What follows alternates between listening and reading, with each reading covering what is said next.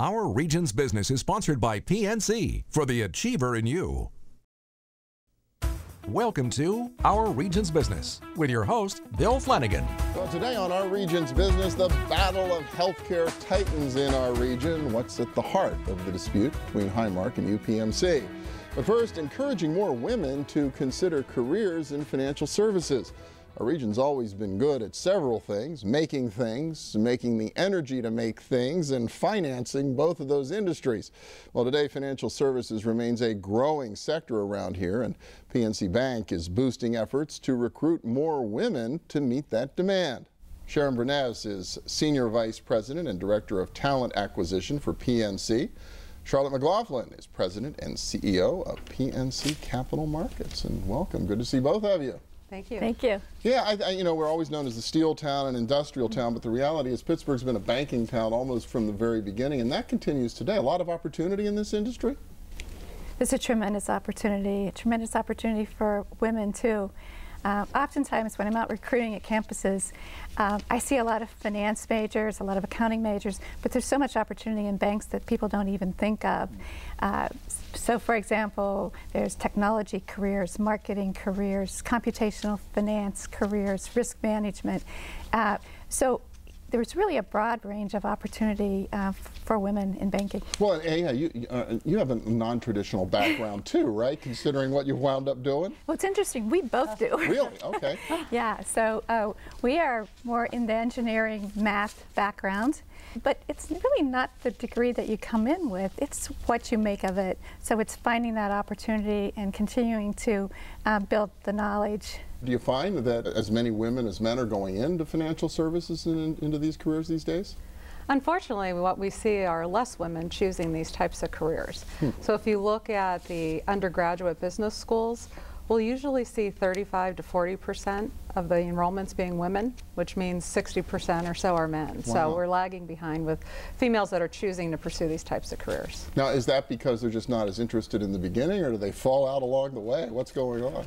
So we get about an equal mix in the door, but we lose a lot of women mid-career, throughout mid-career. For a variety of reasons, For a variety of reasons, yes. So that's one of the things that I think that we need to do a better job at, really trying to figure out why we're losing them and really work to build the development piece of that. Well, and if you lose them along the way, then that means when you get to the executive office someday, the ratio is going to be even more out of whack, right?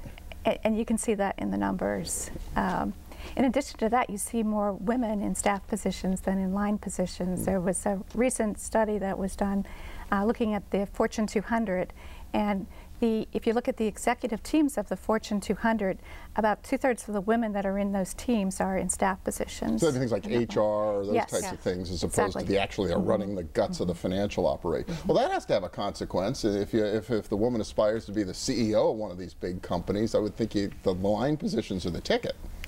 Absolutely. The line positions are the ticket, so we'd love to see a lot more women staying in career paths that lead them to that level. Well, PNC seems to be taking this seriously, so what are you doing to try to do something about it?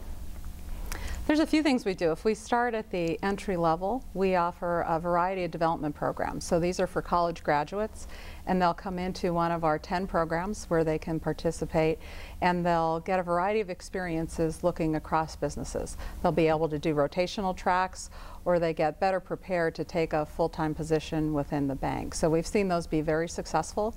We've invested heavily in them, and we believe they're a big part of building our future pipeline. We've also, over the last 4 or 5 years, worked at creating a culture of inclusion, and one of the things that that led to was developing the employee business resource groups. The employee business resource groups are really across a lot of different areas. So you could see the military, you could see emerging professionals. There's quite a number of them, and quite a number of employees that are actually part of that. But one of the large groups are women. And what it does is an executive sponsor for these groups. It's a great way for women to network. And women need to network. They need to find advocates. They need to be able to find those opportunities to get into line positions and to advance.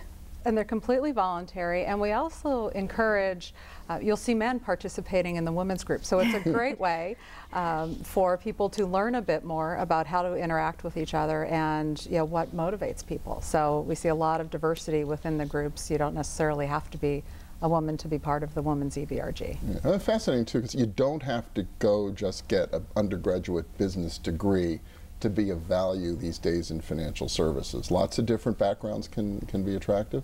Lots of different backgrounds. I think the traditional ones are finance and economics when people think about banking, but we see, as Charlotte and I both came with mathematics or engineering degrees, degrees that require problem solving and great analytical skills are always transferable, so they make great candidates for us.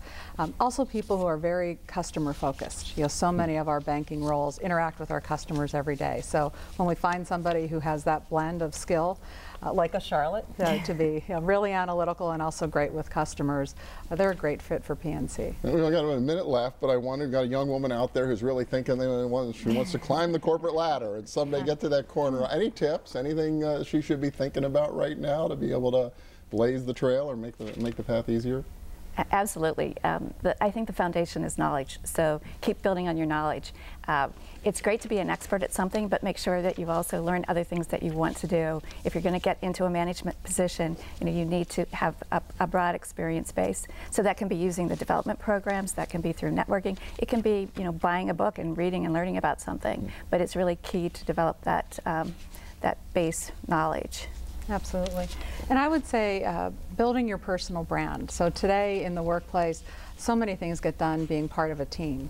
So you not only have to be somebody who does good work, but you have to be somebody that people want to work with. And I think that's important. So building networks, peers, being a great teammate, and being reliable are always great traits. All right, great words to the wise. Plenty of opportunity across the country, especially here in our region. Thank you both so much. Appreciate it. Thank you. Thank you.